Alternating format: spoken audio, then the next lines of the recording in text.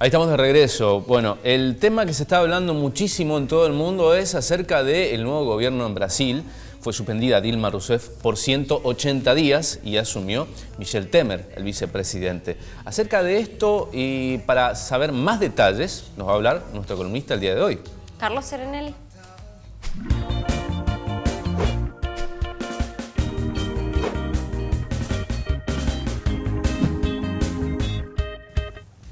Muy buenos días y empezamos hablando efectivamente de Brasil, donde comenzó una nueva etapa política con la asunción el pasado jueves como presidente interino, por lo menos de momento, Michel Temer, y la suspensión de Dilma Rousseff después de que el Senado aprobase definitivamente el miércoles el inicio del juicio político contra la presidenta. Así hay un plazo de 180 días para la que la presidenta sea juzgada y mientras tanto asume sus funciones el que era vicepresidente, Michel Temer, quien lleva solo 5 días en la presidencia, pero ya arrecian las críticas contra él, las fuertes críticas y también las manifestaciones contra su gobierno. La primera crítica llegó ya el primer día al conocerse su gabinete ministerial. 24 ministros y ninguna mujer ni ningún negro.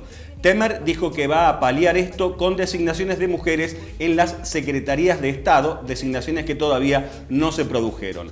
Además, la mitad del gabinete ministerial de Temer está conformado por ministros acusados de corrupción y el propio Temer también está investigado por supuesto lavado de dinero. Un gabinete además que tiene personalidades muy controvertidas, como por ejemplo el ministro de Seguridad, a quien se acusa de haber comandado en otras épocas escuadrones de la muerte, y el ministro del Agro, a quien se acusa de haber permitido una de las mayores deforestaciones en la Amazonia brasilera. En tanto, se augura un giro a la derecha en la política económica y social del nuevo gobierno, con un perfil conservador y liberal en lo económico. Se vaticina una política de austeridad y fuertes ajustes. Ayer Temer se reunió con referentes sindicales, pero hubo importantes ausencias, lo que vaticina que buena parte del gremialismo le va a dar la espalda a su gobierno. Mientras tanto, los partidarios de Dilma Rousseff llamaron a resistir con manifestaciones en las calles que las está viendo día tras día, aunque no multitudinarias, por lo menos hasta ahora. Temer defiende por su parte la legitimidad constitucional de su gobierno, así lo señaló en el día de ayer. En el frente externo, varios países se han manifestado en contra de la suspensión de Dilma Rousseff: El Salvador, Venezuela, Cuba, Bolivia, Ecuador y Nicaragua. Argentina, por el contrario, dice que va a respetar el proceso institucional seguido en Brasil, lo que es entendido como un apoyo al nuevo gobierno de Temer. Mientras tanto, el Senado va a definir en los próximos días el calendario del juicio político contra la suspendida presidenta Dilma Rousseff. Hubo una polémica también respecto a la asunción de Michel Temer, porque apenas asumió, se conoció un cable de Wikileaks donde contaba que Temer había sido espía de Estados Unidos porque había filtrado algunos datos respecto al gobierno de Dilma Rousseff para la Embajada de Estados Unidos, algo que fue muy polémico para la política brasileña también. Efectivamente, es una de las tantas acusaciones que pesan sobre el actual presidente interino de Brasil. Y mientras en ese país cayó un gobierno, el de Dilma Rousseff, como decíamos, en otro país, en Venezuela, quieren que caiga otro, el de Nicolás Maduro. Allí el presidente decretó el estado de excepción. Un estado de excepción que debe ser abordado ahora en el Parlamento, algo que ocurrirá precisamente en el día de hoy, porque en Venezuela los decretos presidenciales luego deben ser refrendados por el Poder Legislativo. Ese estado de excepción le otorga al presidente Nicolás Maduro amplios poderes y suspende algunos derechos constitucionales. Maduro lo justifica en que hay una amenaza externa para derrocarlo, urdida a través del eje internacional liderado por Estados Unidos. La oposición dice por su parte que con el estado de excepción, Maduro busca frenar el proceso para que se realice un referéndum revocatorio de su mandato que impulsa precisamente la oposición, que como saben es mayoría en el Poder Legislativo desde este año. El estado de excepción va a ser debatido hoy, como decíamos, en ese Parlamento con mayoría opositora y se da por descontado que la oposición lo rechazará, con lo cual la última palabra la tendrá el Tribunal Supremo de Justicia, al que la oposición acusa de ser un apéndice del gobierno.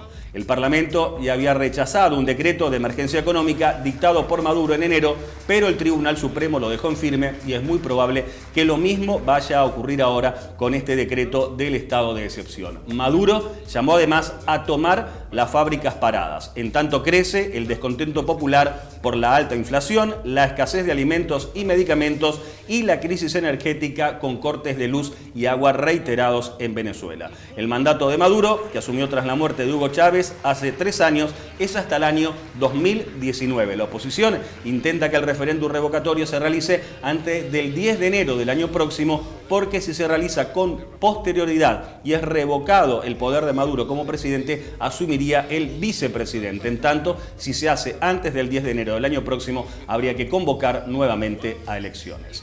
Y en medio de estos tumultos políticos, de estas situaciones de crisis que se viven en Venezuela y en Brasil, en Colombia, las noticias que llegan son buenas porque continúa avanzando el proceso de paz, las negociaciones con la guerrilla de las FARC.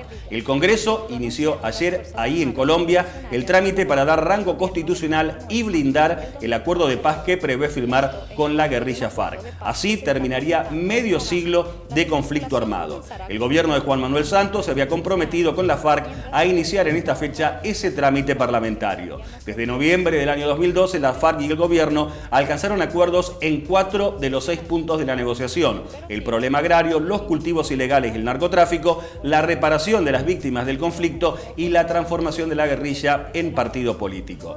El domingo, el gobierno y la FARC acordaron algo muy importante: la salida de los menores de 15 años de ese grupo guerrillero y un programa especial para su atención. Según la Fiscalía General, más de 11.566 menores fueron reclutados por la FARC desde 1975 hasta 2014. El conflicto armado en Colombia, el de más largo alcance en América Latina, comenzó en 1960 como una sublevación campesina y dejó 260.000 muertos y casi 7 millones de desplazados. Nos vamos ahora a Europa, concretamente a Francia, un país que está enfrentando una semana de manifestaciones y huelga, fundamentalmente por la reforma laboral que impulsa el presidente francés Hollande. Una reforma laboral muy resistida, aunque el presidente François Hollande ha dicho que no va a ceder a la presión. Habrá huelgas en todos los medios de transporte a lo largo de la semana y en muchos otros sectores. Hoy están haciendo huelga los camioneros y también en el puerto los estibadores, y hay manifestaciones y cortes de tránsito en París y en varias ciudades más de Francia. El proyecto de reforma laboral fue debatido en junio en el Senado y volverá a la Cámara Baja para una aprobación definitiva prevista para antes de finales de julio. Entre otros puntos, ese proyecto de reforma laboral establece un abaratamiento de las indemnizaciones por despido. Y por último, hablamos de Estados Unidos, donde Donald Trump ya casi con seguridad va a ser candidato a presidente por su partido, pese a las duras críticas que arrecian de él desde diversos sectores, sobre todo por sus fuertes declaraciones en contra de los inmigrantes. Donald Trump ya había allanado su camino hacia la candidatura a presidente, pese a que las primarias todavía no terminaron en Estados Unidos. Y esto porque han renunciado sus competidores, sus oponentes en el Partido Republicano. John Kasich, gobernador de Ohio, y Ted Cruz, senador de Texas, han presentado sus respectivas dimisiones, por lo cual Donald Trump ya es virtualmente candidato a presidente de Estados Unidos y todo parece indicar que competirá en las elecciones con Hillary Clinton. Mientras tanto, Trump trata de bajar un poco su perfil, no ser tan polémico, pero ha vuelto a realizar, no obstante, porque no puede con su genio, polémicas declaraciones al señalar que los inmigrantes van a causar en Estados Unidos otro 11 de septiembre en referencia al atentado a las Torres Gemelas ocurrido hace ya 15 años. Carlos, ¿hay alguna estadística de preferencia actualmente por ambos candidatos? Es muy temprano para hablar acerca. Es muy temprano todavía. Los sondeos solamente se estaban limitando a lo que ocurre dentro de cada partido, es decir, a las elecciones internas, las primarias, y no está muy claro todavía lo que ocurrirá en Estados Unidos cuando se oficialicen las candidaturas, casi seguramente, como decíamos, de Hillary Clinton y Donald Trump. Bien, gracias Carlos, nos volvemos a ver el martes que viene, por supuesto. Hasta el próximo martes, nos vemos. Carlos Serenelli con los temas internacionales, un resumen de lo que interesa a todo el mundo y que viene por parte de todo el mundo. Vamos a una pausa y ya volvemos con más de Revirados.